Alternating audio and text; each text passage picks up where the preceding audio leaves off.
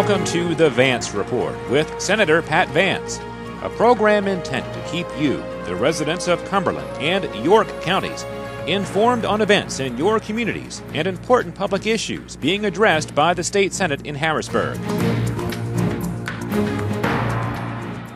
Hello and welcome to the Vance Report. I'm State Senator Pat Vance, representing Cumberland and Northern York counties. Today we're at Mission Central, located in Silver Spring Township and Mechanicsburg Borough. Mission Central of the Susquehanna Conference of the United Methodist Church provides logistical and humanitarian services to a wide variety of social service groups. Joining me now is Reverend Rob Visscher. We're really anxious to see this. Glad to have you here today, Senator. This is quite a huge building. It is. It's 48,000 square feet. 48,000 square feet, yes. Okay, just out of curiosity, what used to be in this building? It used to be a printing company, so they would do all sorts of printing, and that was back in the 80s. All right, well, it looks like you have a variety of things here, so why don't you lead us around and show us everything to see? Well, starting right here is, well, this is a shipment that just came in that has to be sorted, but these racks here in this area is generally where we deal with our partners, Project Cure. And medical equipment comes in, it's sorted and categorized and stored here until it then goes down to their headquarter warehouse in Nashville, where it's shipped out around the world. So they're one of our bigger partners. We just recently had a truck go out, so it looks a little thin right now. But, well, tell me what this is from whom and what's in it. These are donations from Giant Foods. They're one of our big supporters. You see a sign here. They've also donated to have a freezer and refrigerator in the back area that's utilized by Bethesda Mission, who's another one of our partners that uses about 20% of our warehouse. Now these are dried food stuff? Some of it might be dried food. There's also seasonal things, different things that we can utilize through our kits or out into other ministries. For example, on one of these pallets you'll see some toys that Bethesda will be able to use for some of their Christmas time mission and ministry type things. So those are the types of things that come in. That's the unique thing about Mission Central. We always have different things coming in, and through God's grace, amazingly, then the need comes, or sometimes the need is here before the item comes, and then we're able to collate that all to these folks that need those things. These are all adult books? Well, they're children and adult books. These are kits that we'll make up. We call them friendship kits. Again, these can go to folks in crisis, whether it, some kind of fire or flood. Also to homeless folks, to shelters, different things. How far away do you ship these books? Well, a lot of these will stay within the United States, but if they're appropriate to go to certain ministries overseas, they'll go with them as well. We have them teams, volunteers in mission, that are through the United Methodist Church, and they're quite often the teams that will take them with them wherever they're going to work, whether it's in the Appalachian areas, down in New Orleans, wherever, and they'll take those to give out. I'm surprised to see a piano of all things. Actually, that piano is going to be going into, we're turning the conference room into a multi-purpose chapel and conference, and that's where that piano is headed. But it was a piano donated. That's Jean Norris, one of our very dedicated volunteers that coordinates our medical stuff. She's sorting medical equipment right now. Well, let me see what kind of medical equipment we're talking about. I think she's sorting Band-Aids right now. Oh, that's all right. We get dressings, we get medications. These are categorized by type of equipment. Okay. A lot of diabetic supplies. Oh, you have insulin syringes too. And this is a whole box of things that came in from a physical therapy department that was closing. And I thought I saw walkers over there, did I? Yes, we have walkers, wheelchairs, potty chairs, bath equipment. Crutches. All of these things will be recycled as we can around the world. And they're all donated? Yes. And how many of these huge warehouses does your organization have? We only have the one. Just this one? This is our main warehouse. Well, it's huge, so. And then we have hub systems throughout the region. We have 21 hubs. Tell me about those hub systems. What does that mean? And this is perfect because Jean is also our hub coordinator for that. But we do have 21 hubs throughout the region, which covers from Delaware, Maryland, through central Pennsylvania. We have one in Cortland, New York. We have in New Jersey and Delaware. Are they smaller than this? Yes, they can be anything from a closet to a repurposed church. The Shoemaker Hub in the Wilkes-Barre area is a repurposed church, a church that closed and did not serve as a place of worship anymore, has been repurposed to be a warehouse. Let's see what else you have. Let's just say someone was burned out of their home or flooded out of their home and lost all of their furniture. They would go through New Digs, our ministry there. We'll go. Is that down that way? That's that direction. Well, we'll go this way first, so we don't confuse things. Cover that And I see you have a lot of cleaners. Cleaners, sweepers. Well, they get donated. We seem to have a lot that we need to be vacuuming or different things, and we have a gentleman that his mission in life is to keep those operating. I was just going to ask you that question. Do you have somebody to everything is donated in and donated out, and we have a staff of 4.5 persons. Myself is part of that, and the rest is all volunteers. We had nearly 10,000 volunteers working here last year in this warehouse. 10,000 just in this warehouse? In this warehouse, yes. And how far an area did they come from? Usually within no more than a 2-hour drive. That's part of what precipitated our hub system that we came up with several years ago.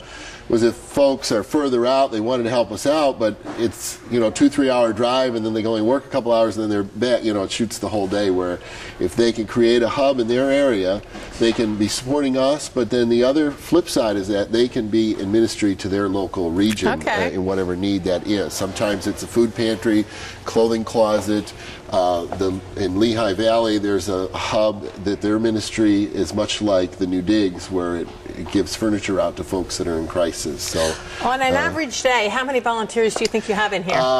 Depending on the day, 25 to 50 it could be. Now, this coming Monday, we're going to have over 100 youth from FFA.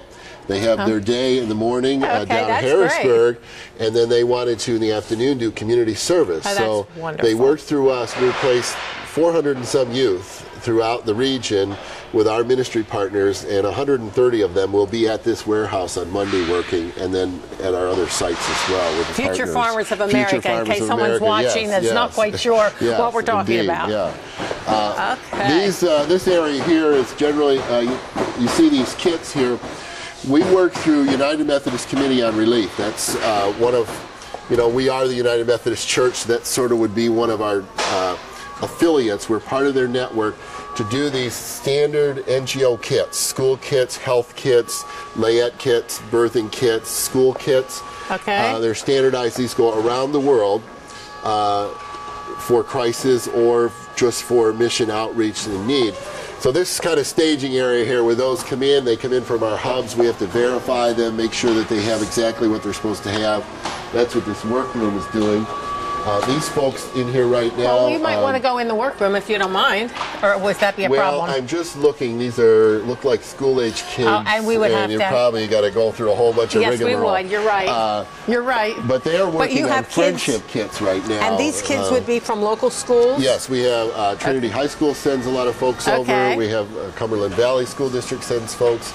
Quite a few youth throughout the week that come and work as well as adults here. We always say there's no age limit on our volunteers. We've had them as young as 2 and 3 years old, and as high as the limit goes, Well, there is no limit, right? Right, there is no limit. So this is just, again, staging area. These are some of the books that come in. This is really candy. This is really candy. Really candy in here. It is. Yes, it is. And all those Milky Ways. Yes, we use those, again, in our friendship kits and you get things. them from where? Mainly our food stuff comes through Bethesda Mission. As I mentioned, they use 20% of our warehouse, so things are donated to them, and then they donate it to us to then go on. But who donates it to them? Like Hershey's, M&M Mars, the companies, various corporations, they get stuff from Clorox for cleaning supplies, that type of stuff. And how fast does this all turn over? Sometimes it could sit here a long time, or sometimes it's turned over within days. Well, I was thinking about the food stuff particularly. It's pretty good turnaround. Usually, I would say within a few weeks, because again, it's got to be utilized, and Bethesda has trucks going in and out every day. They supply their missions and then other missions around. You see hundreds of flood buckets that were ready. We're in the flood season. Can you show me what's in a flood bucket? Is that possible? Yes, in fact, right down here we can see where they're verifying these kits. Now there's going to be a lot of people needing those right now. This is what it looks like when it's complete. Okay. All the items we can move down here and we can show you all the items that are out here on the table. All right, fine. Okay. And what we do is we pull out all the items. What we do is, and we got to verify everything because we have a chart over here, and we also have an UMCOR list we need to go by, and we got to follow all the instructions on here. Okay. It explains to you what should be in the bucket. All right. Okay. And what we do is we have one person read off what's supposed to be in there, another person fills the bucket back up. Okay. All right, and basically that's about as simple as it is. So it looks like we have cleaning supplies. Yeah, we got laundry detergent, we got household cleaners, we got air fresheners. Clothesline and clothespins. Yeah, dish soap, we have insect repellents, scrub brushes, air freshener, cleaning wipes, sponges, scouring pads, so the clothespins. Are they put then into a black plastic bag, or what do you use the bags for? Yeah, those are for trash or whatever. Yeah. Well, these are really, we used to call them flood buckets, but they're now changed to cleanup buckets. Yeah. You know, that's a little more, explains it a little better what these are for. For after a flood has come through or any crisis like that, you see there's math. Well, I was going to ask you about the masks because there might be mold or that type of thing. Right. And so the clotheslines, so they can dry things out, and cleaning supplies. And so these go out mainly domestically whenever there's something happening. Today we're shipping some up to the Bloomsburg area to our hub there just because of this flooding. I was out in the Altoona area on Tuesday. They have several hundred staged there ready at our hub there. So these immediately can get out. And I would imagine over the weekend we'll get calls locally for some of these to go out. I would definitely imagine. So we always try to, especially this time of year, have several hundred, if not thousands, of these ready to go. Where do you get all these things that go? These are all donated. Okay. Usually private individuals will donate items. In fact, this batch right here was created by a youth event in January in the Delaware Penn Conference of the United Methodist Church. Okay. The youth had an event and created all these buckets for us so that they would be ready to go, and it was all private donations. We do have other donations here, as you can see in those bins, so that if there is something missing or not quite right, we can add that in and have those ready to go. What do you think is the cost to fill a bucket? $45. Oh, you had that one down pat. Okay. Well, thank you for showing us. I think you're going to be a lot of need in our area for these flood buckets. Sure, yeah. Okay. Now, how long have you been here? This is our 9th year. And how did Mission Central get started? It was a vision of Bishop Irons, a former bishop here. He wanted a place just like this where we could kind of correlate everyone's efforts in the conference to be able to come together and be much more effective. Interesting idea that when the vision was created, they thought they would have to build something, and their vision was for a building about half this size. And you filled this building. And it was just by, in fact, it was flooding. The bridge was out over on the other Mulberry Street here, and the bishop had to come this way to work, and he saw this place was available, and it just went from there, and it's amazing how we've buckets come from like Lowe's and Home Depot. Exactly, and whoever they're can make donations. Donated. You know, folks recycle some of the spackling buckets as well. They clean them out. These particular ones happen to be donated from Lowe's and Home Depot. So, and again, here they're staged and ready to go. Those are filled, is what you're telling me? Right, those are ready to go out. At a moment's notice, you see health kits, the same idea. They're already shipped and packed and inventoried and ready to go out. Okay, they're ready to go out, and how do they get there? Where do the trucks come from? Well, from all over again, but they're not your trucks. No, our main we have a variety of ways of trucking. We'll either contract for a truck. For example, let's say with UMCOR, our network that we're in with United Methodist Corps and Relief, they may say, hey, do you have 1,000 kits or a truckload of kits, depending, and they go to Louisiana or wherever they need to go. We'll contract for a truck. Sometimes there's donated trucks. I was just going to ask you that. Do any of the local trucking companies? Yes, we'll donate time. If they've got an empty truck going one way or the other, they're willing to do that. We partner with another ministry called Mission Transport, who tries to provide trucking at a reduced rate. They're local here, and so we utilize them. Now, all these that are up there, are they things all ready? Things ready to go. Okay. Yeah, when it gets up to these shelves, it's ready to go to be shipped out. You see, we have some bikes, bicycles that go around to different places in the world. These organs were donated. We don't like to get that business, but we do have them here in case somebody needs them. I didn't realize. I was looking at the bikes and didn't look beyond it. Yeah, now, do you have somebody who can yeah, they come in, they'll repair them and get them ready to go. You have volunteers that do that as well? Right, and then they'll get them to where they need to go. Now, when we started to talk, I noticed this says Haiti. Yeah, so this is a shipment probably getting ready. There might have been an order for someone that's going, and they want so many kits, and so we have them ready. And those are backpacks with school supplies. Right, these are backpacks with school supplies. Now, how often do you go out of the country? Haiti, obviously. I would say at least probably 50 to 70% of what we do goes overseas. Okay. A lot of that goes overseas with these big shipments. Oh, well, maybe I was thinking... Because we partner, again, with UMCOR, which is our global arm of the church for mission ministry. Okay. But we also do, again, quite a bit of local stuff through that hub system, through the Volunteers in Mission, who, again, and they're usually Katrina work or Appalachian in different places there, so some of that goes there. Once they have this tape around them, then they're finished. They're ready to go. Is that right? They're ready to go, exactly. Okay. And this whole area here is a staging area. Now, one of the things I want to tell you about is Computer Ministries. Oh, yes. Which I believe you know Bob Schreiner, the executive director there. I want to make sure you get this. You can see, now, there are the lower sections, starting here in this whole corner of the warehouse. Are all computers that have been donated? All computers that have been donated. And what do you do with them? What they'll do here is they will, if they're serviceable, they will refurbish them. They are a licensed Microsoft refurbishing center. Okay. And so they can refurbish these computers, and then they again will go either locally or internationally, and depending on where they're going, they will put the appropriate software.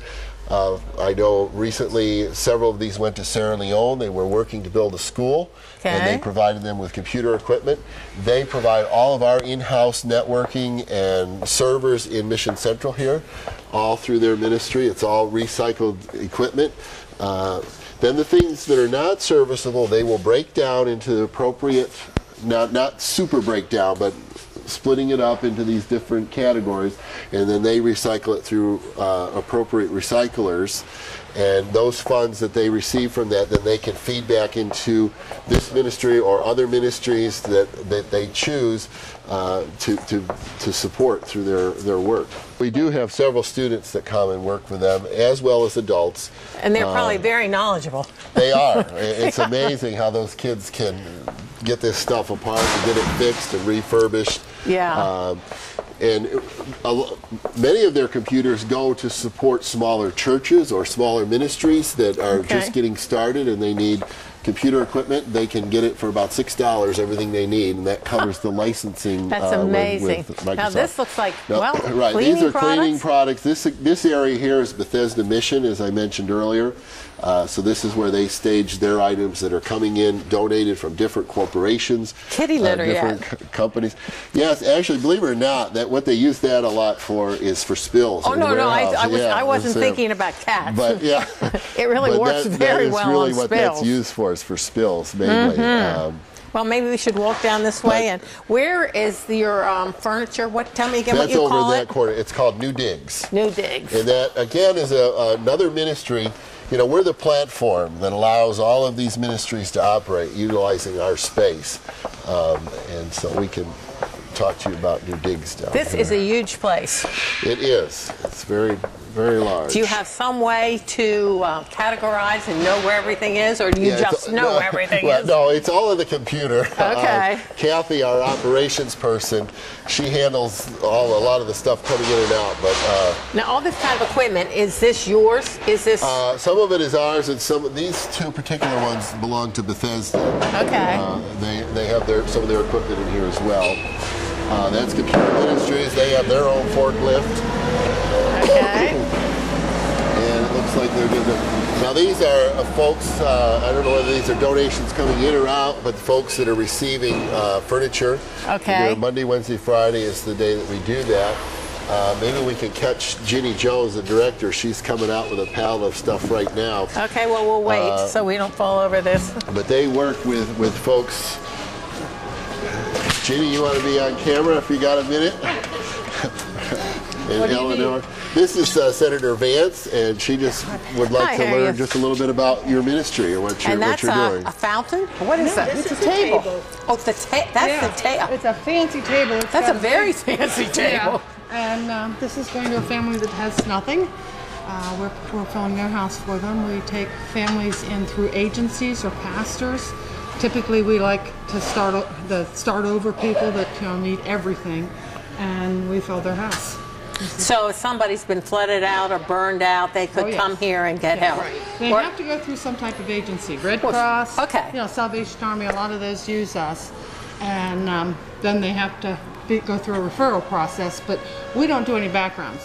We only use other people to hand them in. Who are already certified to do that kind of thing. Yeah. Okay. Yeah, and last year we gave away $375,000 worth of used items. My word. Everything is free and we're all volunteers. There's no money involved. Well, where do you get your furniture to give away? People donate it.